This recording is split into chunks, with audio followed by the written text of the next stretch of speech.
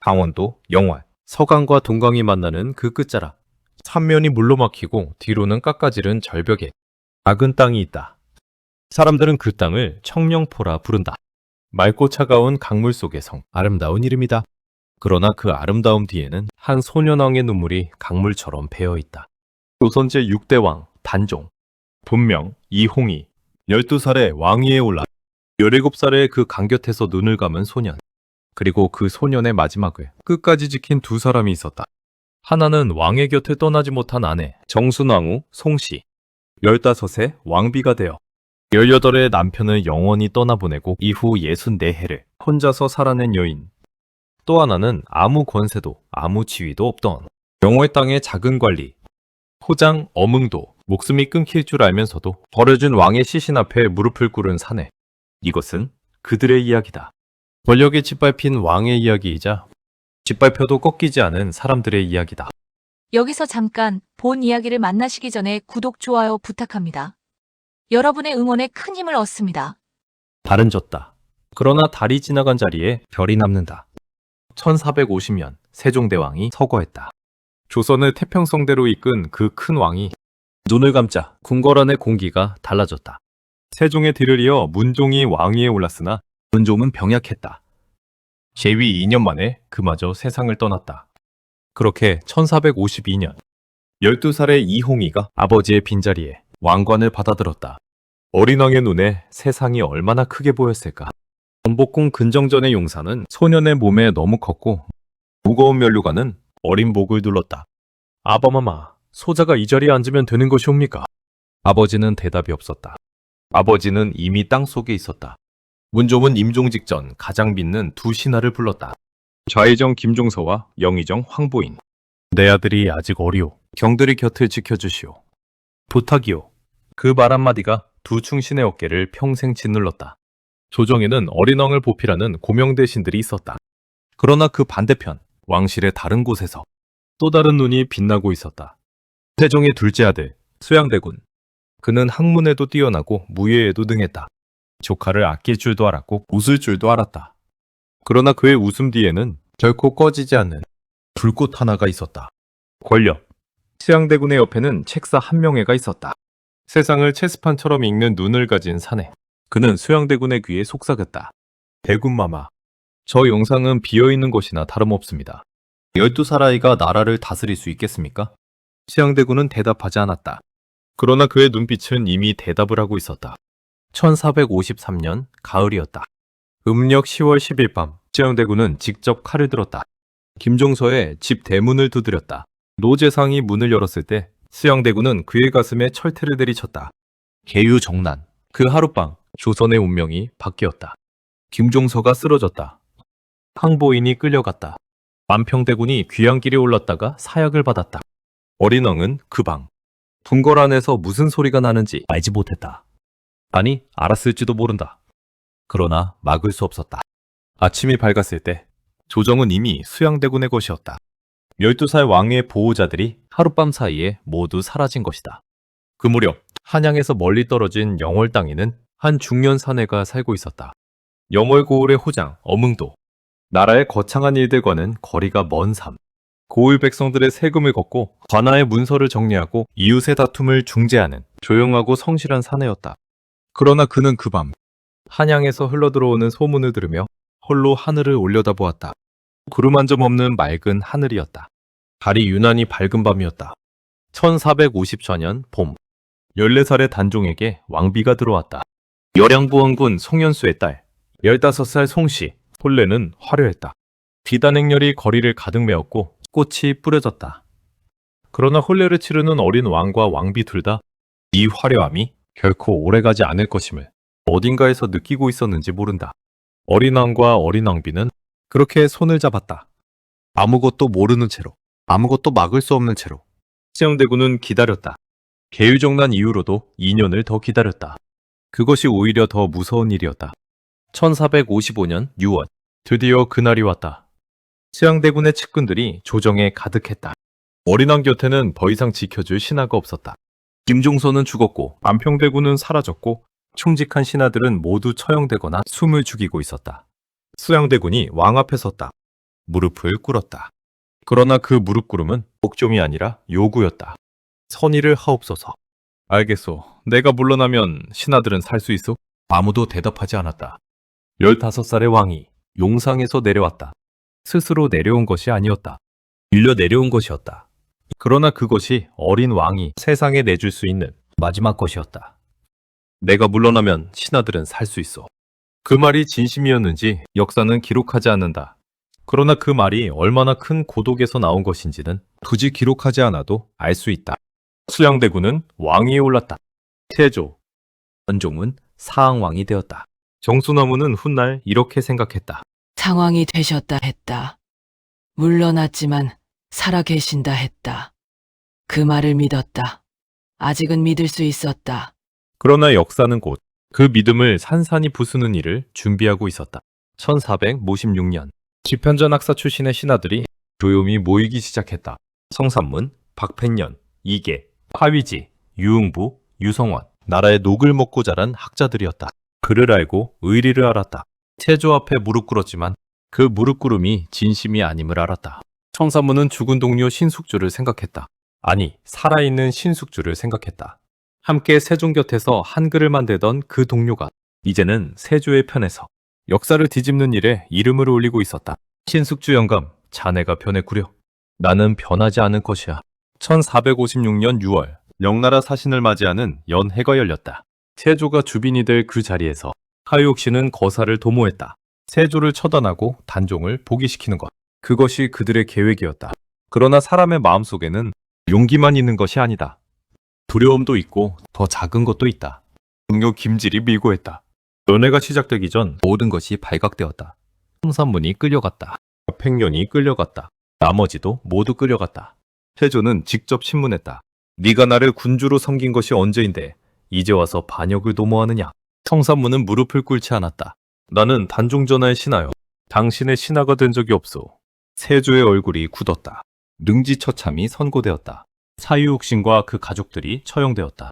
팔다리가 찢기고 아내는 노비가 되었으며 어린 자식들도 살아남지 못했다. 성삼문의 어린 딸이 공신에게 분배되었다. 그것이 조선왕조가 기록한 1456년의 역사다. 정수나무는 훗날 이렇게 생각했다. 그 소식을 들었을 때 나는 아무 말도 할 수 없었다. 그분도 아무 말씀이 없으셨으리라. 그냥 먼 산을 보고 계셨으리라. 가을 하늘을. 사유옥신 사건 직후 세조는 단종을 상황에서 끌어내렸다. 노산군, 왕이 아니라 군. 죽지는 않았지만 이름이 지워진 것이다. 유배, 강원도 영월로. 그리고 1457년 여름 단종이 한장을 떠나는 날이 왔다. 청계천 영도교. 다리를 건너면 영원히 다시 만날 수 없다. 그 이름 그대로 그 다리 위에서 단종과 정수나무가 마지막으로 손을 잡았다. 살아야 하오. 어떤 일이 있어도 전하, 반드시 다시 만납시다. 다시 만나자고 했다. 두 사람 다 알고 있었을 것이다. 그 약속이 지켜지지 않을 수도 있음을. 그러나 말하지 않았다. 그 순간만큼은. 정수나무는 다리 위에 서 있었다. 유배 행렬이 멀어졌다. 먼지가 가라앉았다. 그분의 뒷모습이 보이지 않았다. 그날 나는 다리를 건너지 않았다. 건널 수 없었다. 발이 움직이지 않았다. 나는 오래도록 그 자리에 서서 그분이 사라진 방향을 바라보았다. 동쪽, 영월은 동쪽이었다. 그날부터 64년이 시작되었다. 유배길은 멀었다. 한양에서 영월까지 약 700리. 열흘이 걸렸다. 여름이었다. 가뭄이 들어 무더웠다. 어린 왕이 넘은 고갯길만 3군데. 백성들은 길가에 서서 고개를 숙였다. 감히 눈을 들지 못했다. 그들은 알고 있었다. 저 어린 왕이 무고하다는 것을. 드디어 영월에 도착했다. 그리고 배를 탔다. 강물을 건너 청룡포에 닿았다. 삼면이 서강의 물로 막히고 뒤로는 400m 절벽이 우뚝 선 땅. 아름다웠다. 소름 끼치도록 아름다웠다. 그리고 그만큼 철저하게 갇힌 곳이었다. 그 무렵 영월 호장 어몽도는 화발마가 달려온 소식을 들었다. 노산군이 영월로 유배온다. 아무도 그 곁에 가까이에서는 안 된다. 명을 어기는 자는 죄를 면치 못한다. 어몽도는 조용히 앉아 그 소식을 들었다. 그의 아내가 물었다. 영감, 우리가 나서면 안 됩니다. 새 아들이 있어. 이 집안이 어찌 되려고. 어몽도는 한동안 대답하지 않았다. 창밖을 바라보았다. 맑은 강물이 흘렀다. 파란 하늘이 있었다. 나도 알고 있소. 위험하다는 것을. 그러나 당신도 알고 있지 않소. 저분이 무고하다는 것을. 그날 이후 어몽조는 몰래 청룡포 쪽을 드나들었다. 관아의 일이라는 핑계를 댔다. 강 건너 배에 음식을 실어 날랐다. 밤이면 물가에 서서 불빛이 켜지는지 바라보았다. 저 안에 왕이 있다. 아무도 가지 않는 그 땅에 왕이 있다. 청룡포 안에서 단종은 하루하루를 보냈다. 아침이면 강물 소리를 들었다. 새들이 날아다녔다. 하늘은 맑았다. 자연은 아무것도 모른다는 듯 그저 아름다웠다. 그러나 강물을 건널 수 없었다. 절벽을 넘을 수 없었다. 그것이 단종의 나라였다. 단종은 작은 언덕 위에 오르는 것을 좋아했다. 거기서 한양 방향을 바라보았다. 먼지가 일어나는 방향, 구름이 흘러가는 방향, 그 방향으로 정수나무가 있었다. 언덕에서 돌을 하나씩 쌓았다. 무엇을 기원하며 쌓았는지는 알 수 없다. 그냥 손이 움직였을 것이다. 그냥 무언가를 해야 했을 것이다. 그리고 어느 날 밤, 자규루에 올라 시를 지었다. 두견새가 울었다. 두견새는 피를 토하며 운다고 했다. 저 두견새도 억울하게 죽은 왕의 혼이라 했다. 자규사. 달 밝은 밤 두견새 슬피 울어 수심을 가득 안고 누각에 기대었노라. 어느 뜰하게도 갈 수 없으니 돌아갈 길 없는 신새. 소쩍새야 너도 나처럼 피를 토하며 우느냐. 자규루에서 들려온 어린 왕의 노래는 영월 사람들의 귀에 들어갔다. 강물을 타고 흘렀다. 어몽도는 그 노래를 들었다. 뒤돌아서서 눈물을 닦았다. 전하, 이 천한자가 있습니다. 그러는 사이 한양에서 정수나무는 다른 하루를 보내고 있었다. 궁에서 쫓겨난 그녀는 흥인지문 밖의 초가에서 살았다. 노비 신분으로 강등되었다. 왕비였던 사람이 나라에서 주는 식량과 집을 거절했다. 스스로 일하겠다 했다. 염색. 삼배와 무명에 자줏빛 물을 들이느니 손이 물들었다. 매일 물속에 천을 담갔다 꺼냈다. 자줏빛 물은 빠지지 않았다. 그래서 그녀가 살던 동네 이름이 생겨났다. 염색을 하면서 생각했다.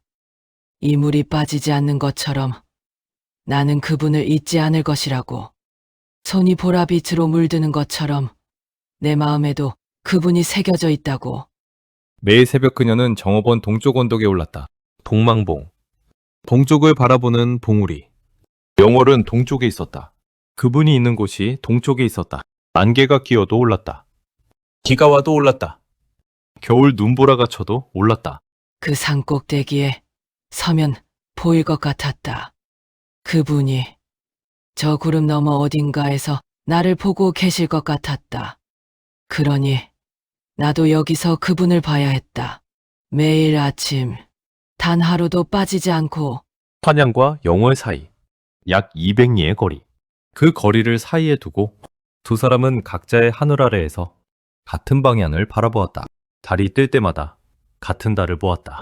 1457년 여름이 끝나갈 무렵 청룡포에 홍수가 났다.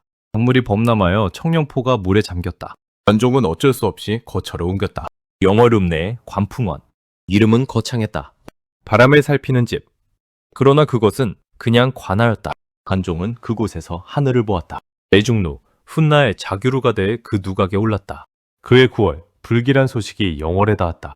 세종의 여섯째 아들, 세조의 동생이자 단종의 속부, 금성대군이 수능 땅에서 단종 보기를 도모하다 발각되었다는 것. 금성대군은 수능부사 이보음과 함께 영문을 준비했다. 전국에 호소하여 단종을 다시 왕으로 세우려 했다. 그러나 관노와 시녀가 그 경문을 훔쳐 달아났다. 이고였다. 세조는 군사를 보냈다. 수능도부가 혁파되었다. 수능 사람들이 칼에 쓰러졌다. 흘러내린 피가 냇물을 붉게 물들였다. 훗날 사람들은 그 냇가를 피끝마을이라 불렀다. 금성대군에게도 사약이 내려졌다. 그는 끝끝내 무릎을 꿇지 않았다. 형의 왕자 앞에서도 사약을 받으며 나는 조카의 신하로 죽는다. 단종은 관풍원에서 그 소식을 들었다. 아무 말도 하지 않았다. 그날 밤 머몽도가 멀리서 관풍원 창문에 불이 켜진 것을 보았다. 그 불이 오래도록 꺼지지 않았다. 전하는 주무시지 못하고 계신다. 나는 알 수 있다. 그 불빛이 흔들리지 않았기 때문이다. 잠든 사람의 방에는 불이 흔들리지 않는다. 그로부터 며칠 뒤 1457년 음력 10월 21일 한양에서 사람이 왔다. 금부도사 왕방현. 그의 손에는 세조의 명이 있었다. 사약. 왕방현은 관풍원 앞에 섰다. 발이 움직이지 않았다. 그도 알고 있었다. 저 안에 있는 소년이 무고하다는 것을. 그러나 왕명을 거스를 수 없었다. 그것이 그가 살아온 세상의 법이었다. 그는 사약을 들고 들어갔다. 그날 밤 관품원에 무슨 일이 있었는지 정확한 기록은 남아있지 않다. 세조실록은 말한다. 모상군이 스스로 목을 메었다. 선조실록은 말한다. 사약을 받았다. 야사는 또 다르게 말한다. 그러나 결론은 하나다. 1457년 음력 10월 21일 조선 제6대왕 단종 이홍이 나이 17 영월 관품원에서 눈을 감았다. 관품원 밖 강물 소리가 들렸다. 두견새가 울었다. 달이 떴다. 그리고 아무도 왕의 시신 앞에 나서지 않았다. 세조의 명이 전국에 퍼졌다. 모상군의 시신에 손을 대는 자는 삼족을 멸한다. 관품원 뜰에 왕의 몸이 홀로 놓여 있었다. 신하들이 없었다. 아무도 없었다. 조선의 왕이 홀로. 그날 밤 어몽도는 소식을 들었다. 그의 아내가 울었다. 여왕감 제발. 우리 자식들을 생각해요. 삼족을 멸한다 했소. 어몽도는 일어섰다. 사람이 죽으면 묻어줘야 하오. 그것이 사람의 도리요. 왕이든 거지든 죽은 사람을 내버려 두는 것은 사람이 할 짓이 아니오. 같이 갑시다. 어몽도는 아내를 바라보았다. 그리고 고개를 끄덕였다. 한밤중이었다. 달이 높이 떠 있었다. 어몽도는 새 아들과 함께 관품원으로 갔다. 아무도 없었다. 정말로 아무도 없었다. 왕의 몸이 있었다. 어몽도는 무릎을 꿇었다. 전하, 이 천한 것이 모시겠습니다. 그는 왕의 몸을 들었다. 아들들이 함께 들었다. 밤새 걸었다. 영월 북쪽 동을지 언덕, 차가운 땅을 팠다. 왕을 눕혔다. 흙을 덮었다. 새벽이 되었다. 어몽도는 무덤 앞에 절을 올렸다. 전하, 이제 쉬소서. 이 불초한 사람이 전하를 모셨습니다. 이것으로 충분합니다. 나머지는 하늘이 하실 것입니다. 그리고 그는 가소를 이끌고 사라졌다. 영월을 떠났다. 깊은 산속으로 들어갔다. 족보마저 없애고 이름마저 지우고 세상에서 사라진 것이다. 관에서 수색대를 보냈다. 그러나 마을 사람들은 입을 열지 않았다. 아무도 그가 어디 갔는지 말하지 않았다. 영월 사람들은 알고 있었다. 무엇이 옳은 일인지를. 어몽도는 그렇게 역사에서 지워졌다. 그러나 그가 한 일은 지워지지 않았다. 한양, 동망봉 위. 정순왕후는 그날 새벽에도 올랐다. 그런데 동쪽 하늘이 이상했다. 평소와 달랐다. 새벽빛이 들어오는 방향이 뭔가 다른 것 같았다. 나는 그날 아침 아무 이유도 없이 무너졌다. 그냥 앉아서 울었다. 동망봉 돌 위에 주저앉아 오래도록 울었다. 나중에 소식을 들었다. 그분이 그날 가셨다는 것을. 소식이 한양에 닿은 것은 며칠 후였다. 모상군 졸. 그냥 죽었다. 왕의 죽음을 기록하는 승하가 아니었다. 신하의 죽음을 기록하는 졸이었다. 정순왕후는 그 소식을 대고 사흘을 통곡했다. 먹지 않았다. 마시지 않았다. 그냥 울었다. 사흘 뒤 그녀는 일어났다. 죽고 싶었다. 그분 곁으로 가고 싶었다. 그러나 그분이 하신 말씀이 귓가에서 떠나지 않았다. 살아야 하오. 어떤 일이 있어도 그래서 살기로 했다. 그분이 가신 세상에서 그분을 기억하기 위해. 그녀는 다시 동망봉에 올랐다. 그리고 다시는 그 산을 빠지지 않았다. 매일 아침 비가 와도 눈이 와도 바람이 불어도 단종이 죽었다. 세상은 그렇게 넘어갔다. 회조는 왕이었다. 강한 왕이었다. 나라를 다스리는 능력도 있었다. 그러나 그 왕자 아래에는 피가 있었다. 어린 조카의 피가.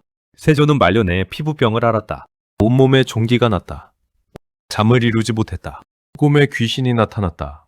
야사는 전한다. 꿈에 단종의 어머니 현덕왕후가 나타나 침을 뱉었다 하고 꿈에 김종서가 나타나 눈을 부릅떴다 한다. 역사는 증명하지 않는다. 그러나 사람의 마음은 안다. 죄 없는 자를 죽인 자는 스스로 벌을 받는다는 것을. 세월이 흘렀다. 정순왕후는 늙어갔다. 머리가 휘어졌다. 다리가 아팠다. 그래도 동망봉에 올랐다. 한 번은 이웃아이가 따라왔다. 왜 매일 이 산에 오르냐고 물었다. 좋아하는 사람이 저 방향에 있단다. 그 사람이 보고 싶어서. 아이가 물었다. 그 사람은 언제 돌아오나요? 곧 올 게다. 고지 언제인지 그녀는 알지 못했다. 아니, 알면서도 모르는 척했을 것이다. 그래도 올랐다. 매일. 정순왕후는 1521년에 눈을 감았다. 나이 82세. 단종이 죽은 1457년으로부터 64년이 지난 후였다. 그 64년 동안 그녀는 단종 이외의 남자와 어떤 관계도 맺지 않았다. 도강이 생계비를 주겠다 해도 거절했다. 직접 염색일을 해서 먹고 살았다. 자줏빛으로 물든 손으로 64년 동안 단종이 살아있는 것처럼 살았다. 그가 없어도 그를 위해 살았다. 그녀가 묻힌 곳은 경기도 남양주 살은 그리워하는 능. 이름 그대로였다. 그녀의 평생이 그리움이었으니. 그리고 1698년 조선 19대 왕 숙종 24년 단종이 죽은 지 241년 만에 마침내 왕이 명을 내렸다. 단종을 왕으로 복위시킨다. 이홍이 노상군이 아니라 단종, 조선 제6대 왕. 외모는 장능, 씩씩하고 굳건한 능. 그리고 어몽도에게도 벼슬이 내려졌다. 공조참의 이후 공조판서. 영조 때에는 정려각이 세워졌다. 나라가 공식적으로 그의 충절을 기렸다. 241년 만이었다. 긴 시간이었다. 그러나 역사는 결국 기억했다. 오른편에 선 사람들은 분실은 묻힐 수 있다. 그러나 영원히 묻히지 않는다. 지금도 영월에 가면 성령포가 있다. 삼면이 물로 막히고 뒤로는 절벽이 선 그 땅.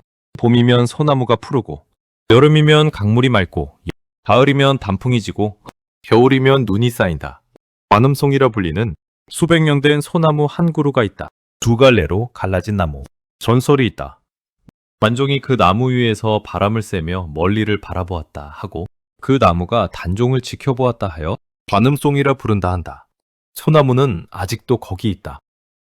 서울 종로구 숭인동, 동망봉. 지금은 숭인 근린공원이 되었다. 아파트들이 들어서고 도시가 들어섰다.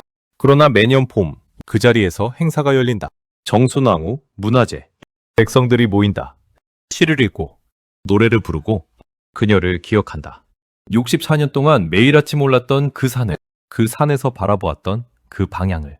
영월 장릉, 단종의 무덤. 해마다 봄에 단종제가 열린다. 사람들이 온다. 꽃을 바친다. 절을 올린다.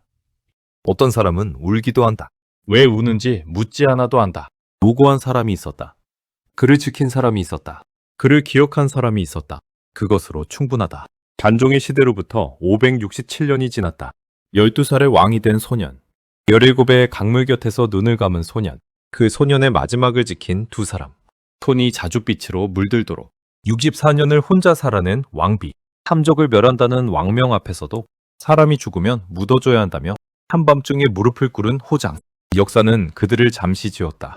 그러나 잊지는 못했다. 권력은 이긴다. 그러나 도리는 남는다. 사랑은 끝난다. 그러나 기억은 산다. 청룡포에 오늘도 달이 뜬다. 말은 변하지 않는다. 단종이 보았던 그 달. 정순왕후가 동망봉에서 바라보았던 그 달. 어몽도가 한밤중 시신을 안고 걸으며 길을 밝혀준 그 달. 달이 지더라도 다시 뜬다. 그것이 이 이야기가 하고 싶은 말이다.